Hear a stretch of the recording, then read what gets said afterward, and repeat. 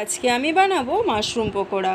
লবণ হলুদ দিয়ে মাশরুমটা মেখে 10-15 মিনিট রেখে দিলাম। বেসন, কর্নফ্লাওয়ার, লবণ, হলুদ, পেঁয়াজ কুচি, আদা রসুন বাটা, কাঁচা লঙ্কা কুচি দিয়ে এটা আমি মেখে নিলাম।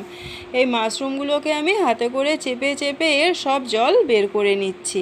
এর সব জল বের করে দিয়ে আমি এগুলোকে ওই বেসনের ওপরে দিয়ে দিলাম একটা ডিম।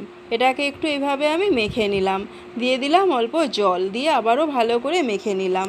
কড়াইতে সর্ষের তেল গরম করে নিয়ে এগুলো আমি এরকমভাবে দিয়ে দিচ্ছি। 1 মিনিট ভাজা হওয়ার পর আমি উল্টে দিলাম। গ্যাসের আঁচ কমিয়ে এগুলো আমি লাল লাল করে ভেজে নিলাম। তারপর একটা পাত্রে নামিয়ে নিলাম। একই রকমভাবে আমি বাকি পকোড়াগুলো ভেজে নিচ্ছি। এভাবে উল্টে পাল্টে সব পকোড়াগুলো ভেজে নিলাম। একটা পাত্রে নামিয়ে নিলাম। এটা এখন পরিবেশনের জন্য একেবারে তৈরি।